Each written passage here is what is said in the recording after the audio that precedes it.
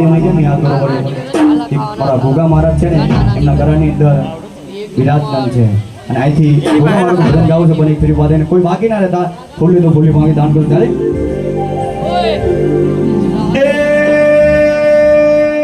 હોના પરને ઝૂલો ગોગા રૂપા પરને ઝૂલો હોના પરને ઝૂલો ગોગા રૂપા પરને ઝૂલો હોના ના પાનૈયા ગોગા રૂપા